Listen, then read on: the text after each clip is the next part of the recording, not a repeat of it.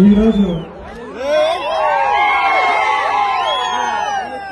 ఎర్రగొండపాలెంలో జరుగుతున్నటువంటి జాతీయ స్థాయి ఎడ్ల బల ప్రదర్శన పోటీలకు మమ్మల్ని ఇక్కడికి ఆహ్వానించిన స్థానిక శాసనసభ్యులు తాటిపర్తి చంద్రశేఖర్ గారికి,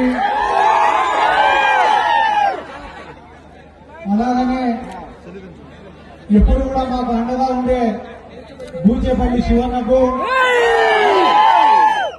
నారాయణ గారికి, మిగతా వేదిక మీద ఉన్న పెద్దలకు, మమ్మల్ని ఇంత ప్రేమగా ఇక్కడికి ఆహ్వానించిన ప్రతి ఒక్క వైఎస్ఆర్ కాంగ్రెస్ పార్టీ నాయకులకు, కార్యకర్తలకు, వైఎస్ జగన్మోహన్ రెడ్డి గారి అభిమానులకు అందరికీ ముందుగా నా హృదయపూర్వక నమస్కారాలు తెలియజేసుకుంటున్నాను.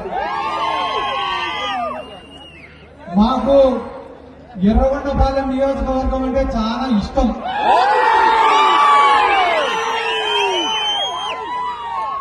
మేము ఈ ఎర్రగొండపాలెం నియోజకవర్గాన్ని రెండో పులివెందులలో ఉంటాం.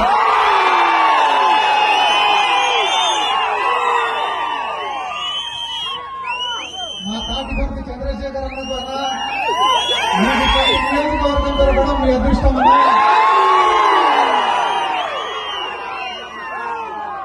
మీకు ఇటువంటి నాయకుడు దొరకడం మీ అదృష్టం.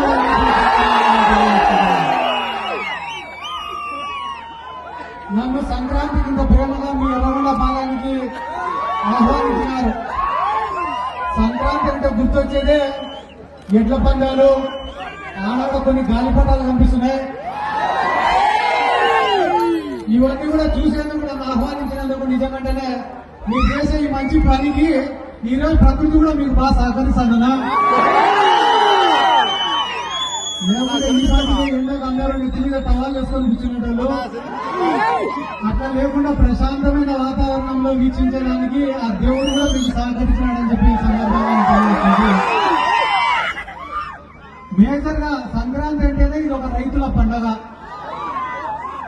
మా నాయకుడు జగన్మోహన్ రెడ్డి గారు అధికారంలో ఉన్నప్పుడు,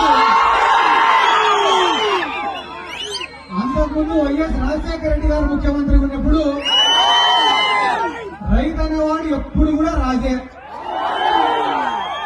వ్యవసాయానికి ఉచిత విద్యుత్ ఇచ్చినారు, పంట పెట్టుబడికి సాయం చేసినాడు, క్రాప్ ఇన్సూరెన్స్ ఇచ్చినారు, ఇన్పుట్ సబ్సిడీలు ఇచ్చినాడు, గ్రామాలలో బోర్లు వేయించినాడు, కొనుగోలు కేంద్రాలను ఏర్పాటు చేసి రైతులు పండించిన పంటలను కొనడం కూడా జరిగింది జగన్మోహన్ రెడ్డి గారు ముఖ్యమంత్రిగా ఉన్నప్పుడు. కానీ ఈ రోజు పరిస్థితి ఎట్టుందిరా అంటే ఇసుపెటాకులు ఆడేటోళ్ళు, అంటే పేకాట ఆడేటోళ్ళ కన్నా ఈ రోజు కాకుంటే రేపు మంచి ముక్కలు కొట్టాయి. కానీ రైతుకు మాత్రం ప్రతి సంవత్సరం నష్టమే. కానీ ఏం చేస్తాడు రైతు? నష్టం వచ్చినా కూడా వ్యవసాయం చేయాల్సిందే. ఎందుకంటే వ్యవసాయమే ఆయన జీవనం, వ్యవసాయమే ఆయన వ్యాపారం, వ్యవసాయమే ఆయన యొక్క ఉద్యోగం.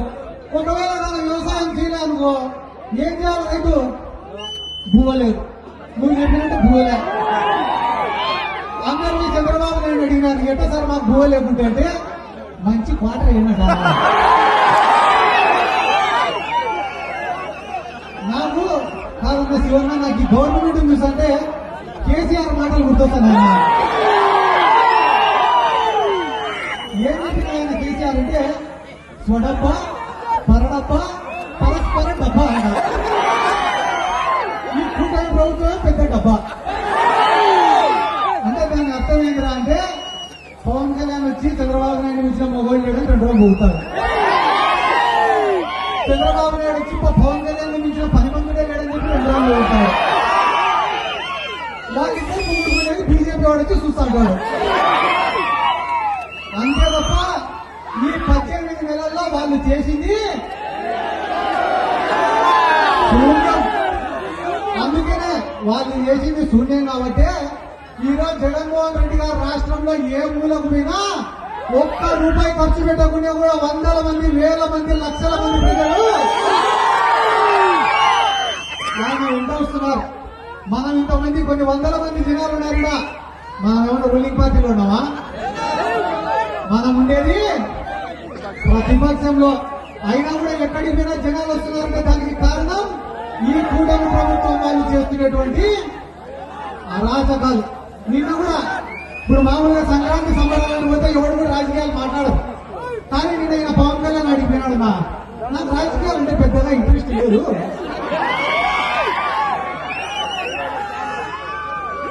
నేను ఫ్లాప్ సినిమాలు తీసినా కూడా నాకు డబ్బులు వస్తాయండి.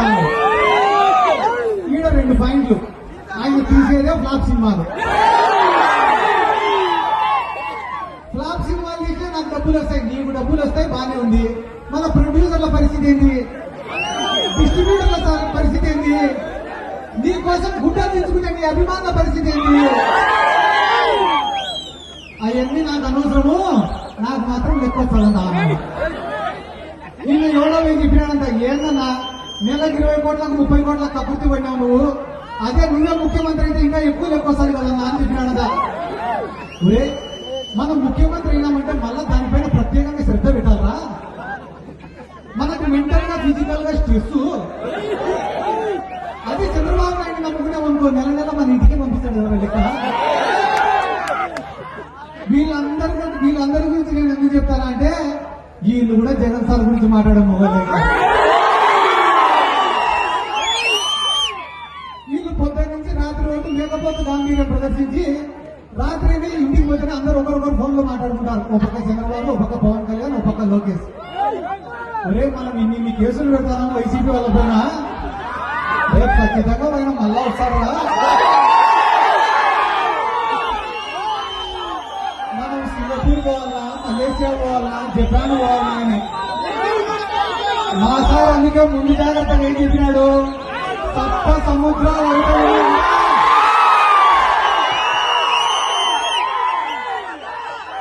100% మళ్ళా ఎన్నికకి పిలిపించుకొని వస్తాయని చెప్పినాడు.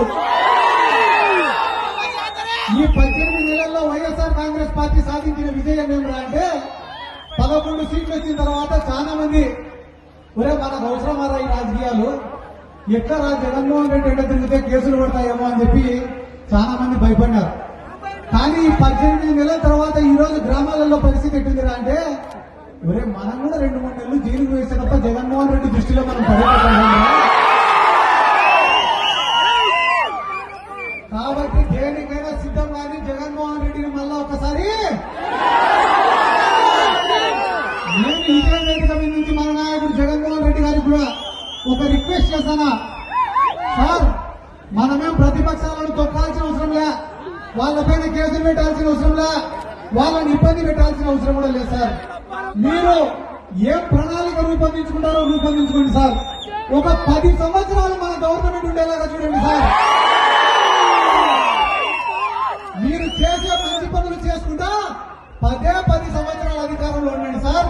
మీరు అనుకుంటానే ఈ ప్రతిపక్షాలన్నీ కూడా ఫామ్ హౌస్ లకు పరిమితమవుతాయని చెప్పి ఈ సందర్భంగా నేను మరొకసారి చెప్తానన్నా, చేసిన మంచి ఎప్పటికి కూడా ప్రజలు మర్చిపోరు. మనం చేసే కష్టాన్ని కూడా ప్రజలు ఎప్పుడు కూడా గుర్తు పెట్టుకుంటారు. ఈరోజు జగన్మోహన్ రెడ్డి గారికి ఆయన చేసిన మంచి శ్రీరామ రక్షని కూడా ఈ సందర్భంగా నేను తెలియజేస్తుంది. ఈ రోజు సంక్రాంతికి పట్టణాల నుంచి అందరూ పల్లెలకు వస్తున్నారు, కానీ పల్లెలలో ఏ రైతు ముఖంలో కూడా సంతోషం లేదు. ఎందుకంటే ఏ పంటకు కూడా రేటు లేదు. ఒకనొక సందర్భంలో మా నందికొట్కూరు నియోజకవర్గంలో మొక్కజొన్న కొనుగోలు కేంద్రాలు పెట్టాడు జగన్ సార్. పెడితే ఐకేపీ సెంటర్ల ద్వారా, సొసైటీల ద్వారా, మార్కెట్ యార్డ్ ద్వారా కొన్ని వందల లారీలతో మేము కొనుగోలు చేసినాం మొక్కజొన్న. మాకు అర్ధరాత్రి ఫోన్లు రైతుల దగ్గర నుంచి, అన్నా మా ఊర్లో గోన సంచులు రాలే, మా ఊర్లో పులికోసలు రాలే, మా ఊరికి లారీలు రాలే, 24 గంటలు మాకు ఇయ్య ఫోన్లే. ఒక తెలుగుదేశం కూడా వచ్చినాడు, దేనికన్నా మీరు ఇంత ఇబ్బంది పెడతారు, అదే మా గవర్నమెంట్ ఉంటే కన్నా ఇంత ఇబ్బంది పడాల్సిన అవసరం లే, మేము చాలా నీట్ గా డీల్ చేస్తాం దీన్ని అన్నాడు. ఒరే, ఇన్ని టన్నుల మేము కొంటాం మొక్కజొన్న, మేమే సేఫ్ గా డీల్ చేయలేకుండా నువ్వు ఎట్లా డీల్ చేస్తావురా అంటే, మాకు ఓటేస్తే చెప్తామన్నా మిమ్మల్ని. సరే కానీ మా ఊళ్ళో నమ్మి టీడీపీ ఓటేసినారు. చూసాం ఎట్లా కొంటాడో వీడు మొక్కజొన్న, బాగా డీల్ చేస్తా అన్నాడు, బాగా డీల్ చేస్తా అన్నాడని. మొక్కజొన్న పంట చేతికి వచ్చింది. ఏమో డీల్ చేస్తా అన్నావంటే మీ మాదిరిగా మాకు తలనొప్పి పెట్టుకోము, అందుకే మేము కొనుగోలు కేంద్రం కూడా పెట్టాము.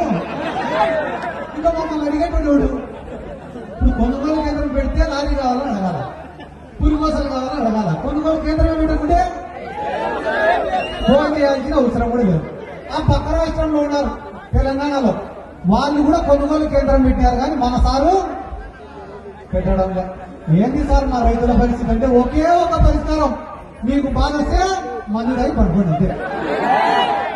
అంతకుమించి మీరు ఏం మాట్లాడినా నిన్న మొన్న గ్రామాలలో కోళ్లను పొట్టేళ్లను పోసినప్పుడు కేసులు పెట్టి పెడతా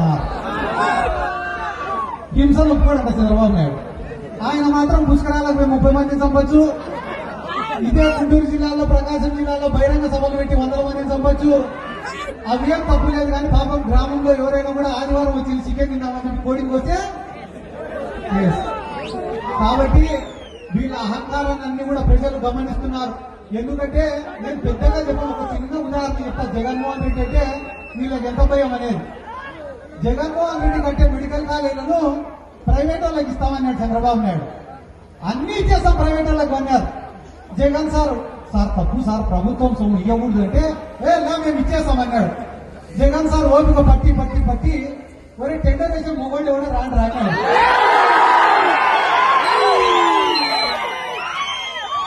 అసలు చంద్రబాబు నాయుడు మానం జాతీయ స్థాయిలో పోయింది. వాటిని ప్రైవేట్ పరం చేయాలని టెండర్ వేస్తే కనీసం ఇంట్లో పనిచేసేటోడు కూడా పిల్లలు టెండర్ వేసేవాళ్ళు. మనం తలగా ఎక్కడ పెట్టుకోవాలని తెలియక మళ్ళీ ఈరోజు సంక్రాంతి సంబరాలు ఏంటన్నది ఆవకాయ ఏందని అమరావతి ఆవకాయ లాస్ట్ వాళ్ళు మిగిలేది ఆవకాయ తొక్కే. కాబట్టి ఈ రోజు మా గ్రామాలలో కూడా కొన్ని 100 కోట్లు ఖర్చు పెట్టి జగన్మోహన్ రెడ్డి గారి నాయకత్వంలో అభివృద్ధి పనులు సంక్షేమ పనులు చేసినాం.